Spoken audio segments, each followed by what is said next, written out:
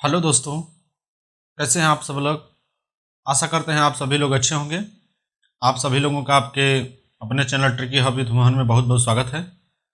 दोस्तों, आज की इस वीडियो में हम सीरीज 13 लेके आए हैं और इससे पहले सीरीज 12 हो चुका है। तो कृपया जो लोग नए हैं वो जाके पहले पुरानी सीरीज को देख लें, तो इससे उनका और भी जो क्वेश्चन छूटा है वो कंप्लीट हो जाएगा। और चैनल को सब्सक्राइब कर लें और बेल आइकन को प्रेस कर लें, जिससे कि कोई भी वीडियो मैं अपलोड करूं तो उनको नोटिफिकेशन जल्दी से मिल जाए। तो आइए सीरीज 13 की शुरुआत करते हैं। देख लीजिए, सीरीज 13 का फर्स्ट क्वेश्चन है, विश्व में हीरे की सबसे बड़ी खान कौन सी है। तो विश्व में हीरे की सबसे बड़ी खान जो है वो दक्षिण अफ्रीका में है, जिसका नाम है किम्बरले। क्या नाम है? किम्बरले। विश्व में सबसे बड़े हीरे की खान किम्बरले है, जो कि पड़ता है आपका दक्षिण अफ्रीका, साउथ अफ्रीका में पड़ता है, दक्षिण अफ्रीका। और हीरे की खान का नाम है किम्बरले। देखिए नेक्स्ट क्वेश्चन, 2 नंबर, 3 नंबर और 4 नंबर, ये तीनों बहुत ही इंपॉर्टेंट क्वेश्चन है और इसको थोड़ा सा ध्यान से आप लोग देखिएगा। दूसरा नंबर कह रहा है कि विश्व का सबसे ऊंचा पर्वत शिखर कौन सा है।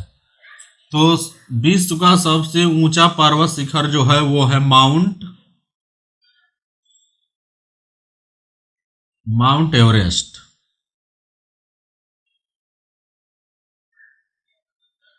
विश्व का सबसे ऊंचा पर्वत शिखर माउंट एवरेस्ट जो कि नेपाल में स्थित है, नेपाल। और इसकी ऊंचाई है 8,848 मीटर। इसको 8 सही से बना लीजिए, 8,848 मीटर, और ये नेपाल में स्थित है। नेक्स्ट देखिए, भारत का सबसे ऊंचा पर्वत शिखर कौन सा है। तो भारत का सबसे ऊंचा पर्वत शिखर जो है K2, या इसको और एक नाम से जानते हैं गाडविन आस्टीन। ठीक, गाडविन आस्टीन या K2, ये भारत का सबसे ऊंचा पर्वत शिखर है। ये काराकोरम पहाड़ी कश्मीर में। भारत का सबसे ऊंचा पर्वत शिखर कौन सा है? तो K2 गाडविन आस्टीन, ये कश्मीर में पड़ता है और ये काराकोरम पहाड़ियों पे है, लेकिन फिलहाल में ये पीओके पे स्थित है। पीओके मतलब पाक अधिकृत कश्मीर, यानी एक तरह से ये पाकिस्तान के कब्जे में है, हम ये कह सकते हैं। तो जब भी क्वेश्चन में दे दे कि भारत का सबसे ऊंचा पर्वत शिखर कौन सा है, तो हम K2 को टिक करेंगे। लेकिन यदि दे दे कि भारत में स्थित सबसे ऊंचा पर्वत शिखर कौन सा है, तब हम K2 पे नहीं करेंगे, क्योंकि इस समय प्रेजेंट टाइम में ये हमारे कब्जे में नहीं है। तो ये जम्मू कश्मीर में काराकोरम पहाड़ियों पे है, पाक अधिकृत कश्मीर में है, और इसकी ऊंचाई है 8,611 मीटर। इसकी ऊंचाई है 8,611 मीटर। ठीक है, नेक्स्ट देख लीजिए, 4 नंबर, भारत में स्थित सबसे ऊंचा पर्वत शिखर कौन सा है। तो कंचनजंगा, ये पूर्ण रूप से भारत में स्थित है, और ये कहाँ स्थित है? सिक्किम और नेपाल के बॉर्डर पे स्थित है। सिक्किम और नेपाल के बॉर्डर पे स्थित है, और ये एक तरह से पूर्ण रूप से भारत में है, क्योंकि उस पर नेपाल का नहीं कब्जा है, ये भारत में है। तो अगर ऑप्शन में आ जाए कि भारत में स्थित सबसे ऊंचा पर्वत शिखर कौन सा है, तो ये है कंचनजंगा। और एक और चीज ध्यान दे लीजिए, यदि ऑप्शन में दोनों दे दे और पूछ दे कि भारत में स्थित सबसे ऊंचा पर्वत शिखर कौन सा है, तब आप कंचनजंगा पर मारेंगे।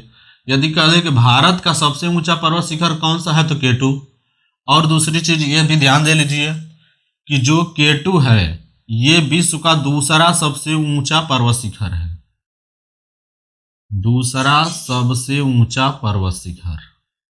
यानी कि यदि क्वेश्चन करे कि दूसरा विश्व का सबसे ऊंचा पर्वत शिखर कौन सा है, तो K2 हो जाएगा।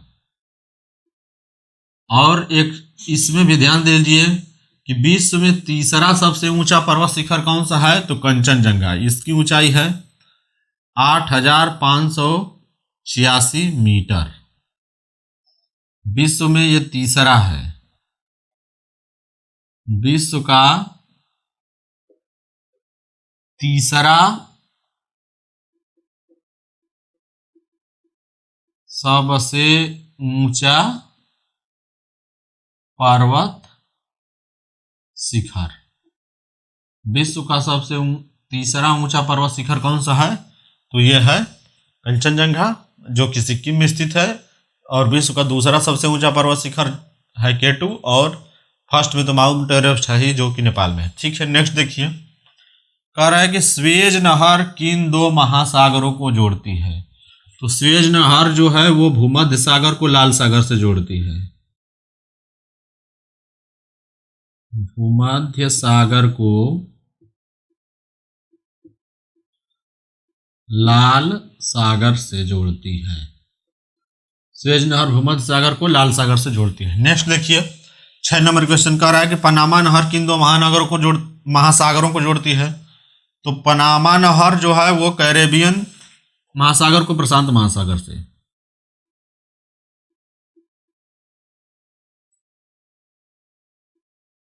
वो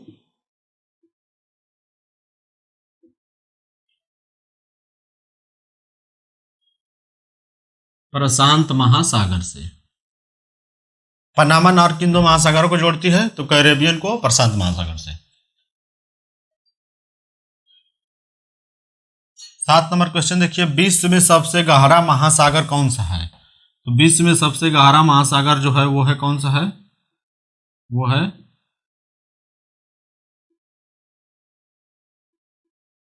प्रशांत महासागर। प्रशांत महासागर जो है वो विश्व में सबसे गहरा महासागर है। नेक्स्ट देखिए, इंद्रधनुष में कितने रंग दिखाई देते हैं, तो 7। इंद्रधनुष में कितने रंग दिखाई देते हैं, 7 रंगों से मिलकर बनता है। नेक्स्ट देखिए, इंद्रधनुष बनने का क्या कारण है। तो इंद्रधनुष बनने का कारण है कि प्रकाश का अपवर्तन होता है तथा पूर्ण आंतरिक परावर्तन। तो इंद्रधनुष बनने का क्या कारण है, तो प्रकाश का अपवर्तन, ठीक है, तथा यहां लिख लीजिए पूर्ण आंतरिक परावर्तन। प्रकाश का अपवर्तन तथा पूर्ण आंतरिक परावर्तन। प्रकाश का अपवर्तन और पूर्ण आंतरिक परावर्तन के कारण इंद्रधनुष बनता है। दोस्तों, इस प्रकार यह सीरीज 13 का 9 क्वेश्चन हो गया। आइए नेक्स्ट देखते हैं। हाँ, नेक्स्ट देख लीजिए 10 नंबर क्वेश्चन। कह रहा है कि नवरोज किन लोगों का नववर्ष दिवस है। तो नवरोज जो है वो पारसियों का नववर्ष दिवस है। पारसियों का, किनका है, पारसियों का। पारसी लोग जो है वो नवरोज नववर्ष दिवस के रूप में मनाते हैं। नेक्स्ट देखिए, 11 नंबर क्वेश्चन कह रहा है कि कारगिल विजय दिवस कब मनाया जाता है। कारगिल विजय दिवस कब मनाया जाता है, तो कारगिल विजय दिवस 26 जुलाई को मनाया जाता है। 26 जुलाई। नेक्स्ट देखिए, 12 नंबर, घड़ी में चाबी भरने से कौन सी ऊर्जा संचित होती है। तो स्थितिज ऊर्जा। कौन सी ऊर्जा संचित होती है, स्थितिज ऊर्जा। इस समय तो घड़ी इलेक्ट्रॉनिक्स आ गई है जिसमें कि सेल का प्रयोग हो रहा है, लेकिन इससे पहले जो, या अभी भी चल रही है, इससे पहले जो घड़ी आती थी उसमें चाबी भरते थे, तो उसमें एक स्प्रिंग होता था जो कि स्थितिज ऊर्जा के रूप में संचित करता था, वही धीरे धीरे खुलता था, तो उसी के सहारे घड़ी चलती थी। लेकिन देखिए, नेक्स्ट कह रहा है कि भारत में हरित क्रांति का जनक किसे कहा जाता है। तो भारत में हरित क्रांति के जनक थे doctor M S. Swaminathan. M S. Swaminathan. Bharat में हरित क्रांति के जनक कौन थे, तो डॉक्टर एम.एस. स्वामीनाथन। ये जो थे वो भारत में हरित क्रांति के जनक के रूप में इनको जाना जाता है, डॉक्टर एम.एस. स्वामीनाथन को। नेक्स्ट देखिए, किस उपकरण से ध्वनि ऊर्जा को विद्युत ऊर्जा में परिवर्तित किया जाता है? यानी कि ध्वनि से विद्युत ऊर्जा उत्पन्न करने वाला यंत्र कौन सा है? तो यह है माइक्रोफोन। कौन सा है? माइक्रोफोन। माइक्रोफोन में हम ध्वनि देते हैं तो उसमें से विद्युत ऊर्जा उत्पन्न होती है। तो ध्वनि ऊर्जा को विद्युत ऊर्जा में परिवर्तित करने वाला यंत्र कौन सा है या उपकरण? माइक्रोफोन। नेक्स्ट देखिए 15 नंबर, सुरक्षा की दृष्टि से खाना पकाने वाली एलपीजी गैस सिलेंडर में क्या भरकर गैस को गंध युक्त बनाया जाता है? तो इसको थोड़ा सा समझ लीजिए कि जो हमारे एलपीजी गैस सिलेंडर होता है, रसोई गैस वाला सिलेंडर, उसमें जो एलपीजी गैस होती है वो गंधहीन होती है, यानी कि उसमें कोई गंध नहीं होता है।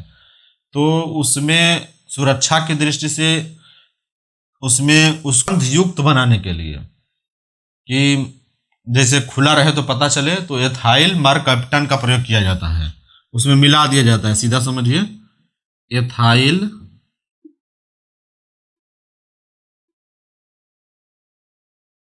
मरकैप्टन। एथाइल मरकैप्टन होती है जो कि गंध युक्त गैस होती है, उसको उसमें उसके साथ मिला दिया जाता है, तभी वो खुला रहता है। तो देखते नहीं है कि एक अजीब तरह की गंध आती है। लेकिन जो एलपीजी है अगर शुद्ध रहेगी तो उसमें कोई गंध ही नहीं आएगी, कोई पता ही नहीं चलेगा। अगर खुली है तो मतलब समझ लीजिए कि उसमें आग लगने का खतरा रहता है। नेक्स्ट देखिए 16 नंबर, प्रकाश ऊर्जा का रासायनिक ऊर्जा में रूपांतरण किसमें होता है? यानी कि प्रकाश ऊर्जा से रासायनिक ऊर्जा का रूपांतरण किसमें होता है? तो प्रकाश संश्लेषण में। किसमें? प्रकाश संश्लेषण में।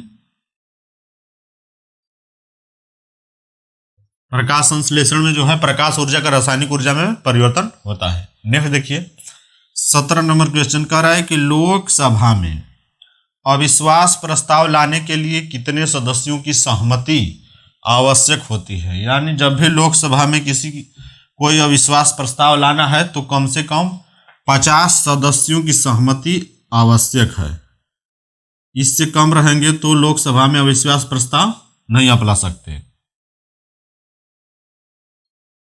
तो लोकसभा में अविश्वास प्रस्ताव लाने के लिए कितने सदस्यों की सहमति की आवश्यकता होती है? तो 50 सदस्यों की आवश्यकता होती है। तो दोस्तों इस प्रकार सीरीज 13 का ये 17 क्वेश्चन कंप्लीट हो गया। आइए नेक्स्ट देखते हैं 18 नंबर क्वेश्चन, सांची के स्तूप का निर्माण किसने करवाया था? तो ये करवाया था सम्राट अशोक ने। कौन करवाया था? सम्राट अशोक।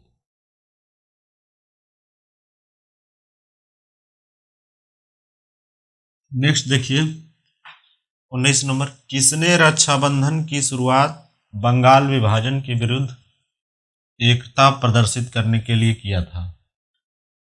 तो रक्षाबंधन की शुरुआत जो है वो आर एन टैगोर, रविंद्रनाथ टैगोर ने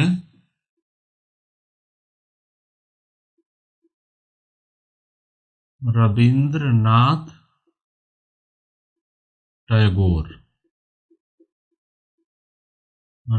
टैगोर जी हैं, वो बंगाल विभाजन के विरुद्ध एकता प्रदर्शित करने के लिए रक्षाबंधन की शुरुआत कराए थे। नेक्स्ट देखिए 20 नंबर, थल सेना का मुख्यालय कहाँ स्थित है? तो भारतीय थल सेना का मुख्यालय है जो है कहाँ पे? नई दिल्ली। भारतीय थल सेना का मुख्यालय कहाँ स्थित है? नई दिल्ली। नेक्स्ट देखिए, किस राज्य का लोकसभा में अधिकतम प्रतिनिधित्व है? तो सबसे ज्यादा लोकसभा की सीटें किस राज्य में है? तो उत्तर प्रदेश। और यदि क्वेश्चन में आ जाए कि दूसरा उत्तर प्रदेश के बाद किसका नंबर है, तो महाराष्ट्र का। तो किस राज्य का लोकसभा में अधिकतम प्रतिनिधित्व है? तो उत्तर प्रदेश का, और दूसरे नंबर पर है महाराष्ट्र। नेक्स्ट देखिए, सूर्य के द्रव्यमान का कितना प्रतिशत भाग हाइड्रोजन का होता है? तो ये होता है 70%। सूर्य के द्रव्यमान का 70% भाग हाइड्रोजन से बना होता है। ठीक है, नेक्स्ट देखिए, बहुत इंपॉर्टेंट क्वेश्चन है, पश्मीना ऊन किस जंतु से प्राप्त किया जाता है? तो आमतौर पर हम लोग जानते हैं कि जो ऊन है वो भेड़ों से प्राप्त किया जाता है, लेकिन पश्मीना ऊन एक प्रकार का है जो कि प्राप्त किया जाता है बकरी से। और ये जो बकरी होती है ये सीधे सीधे लिख लीजिए, काश्मीरी बकरी, कश्मीर में पाई जाती है।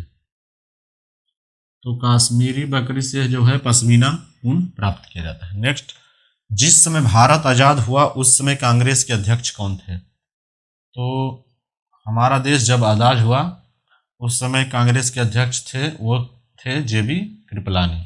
कौन थे?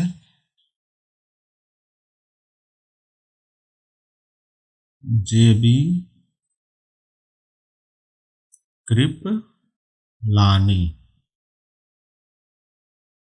कृपलानी थे। जब हमारा देश आज़ाद हुआ उस समय कांग्रेस के अध्यक्ष जो थे वो थे जेबी कृपलानी।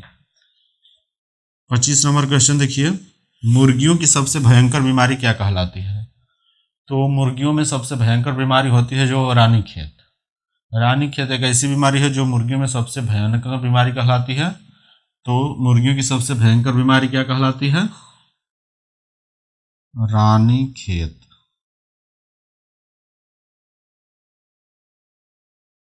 रानीखेत बहुत ही भयंकर बीमारी है जो कि मुर्गी में पाई जाती है। तो दोस्तों इस प्रकार से ये सीरीज 13 का 25 क्वेश्चन कंप्लीट हुआ। अब नेक्स्ट क्वेश्चन आइए देखते हैं आगे। नेक्स्ट देखिए 26 नंबर क्वेश्चन, विश्व में मूंगफली का सर्वाधिक उत्पादक देश कौन है? तो विश्व में मूंगफली का सर्वाधिक उत्पादक देश जो है वो है इंडिया, भारत।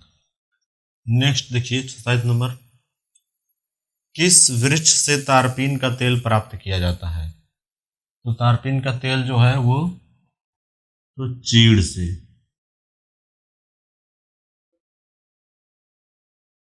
चीड़ के वृक्ष से तारपीन का तेल प्राप्त किया जाता है। यह एक जंगली लकड़ी है।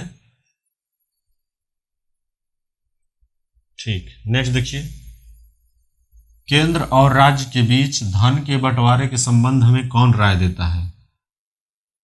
तो वित्त आयोग जो होता है वो केंद्र और राज्य के बीच धन के बंटवारे में वही राय देता है। उसी के राय से धन का जो बंटवारा है केंद्र और राज्य के बीच होता है। तो कौन राय देता है? वित्त आयोग।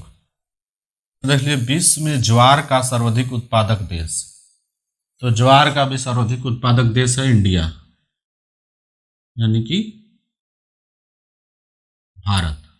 ठीक है, नेक्स्ट देखिए, बहुत ही इंपॉर्टेंट और इस सीरीज का लास्ट क्वेश्चन है, महाद्वीपीय विस्थापन सिद्धांत किसने प्रतिपादित किया था? कर लीजिए। तो महाद्वीपीय विस्थापन का सिद्धांत जो है वो वेगनर। किसने प्रतिपादित किया था महाद्वीपीय विस्थापन सिद्धांत? वेगनर ने। बहुत ही इंपॉर्टेंट ये क्वेश्चन है। तो दोस्तों इस प्रकार से हम सीरीज 13 के 30 क्वेश्चन कंप्लीट हो गए। दोस्तों कैसी लगी ये वीडियो हमें कमेंट बॉक्स में ज़रूर बताइएगा, और वीडियो को ज़्यादा से ज़्यादा लाइक शेयर और सब्सक्राइब करिए, और ज़्यादा से ज़्यादा शेयर करिए ताकि उन लोगों के भी पास पहुंच सके जिनको इसकी ज़रूरत है। तो इसी के साथ दोस्तों मिलते हैं अगली वीडियो में, तब तक के लिए धन्यवाद।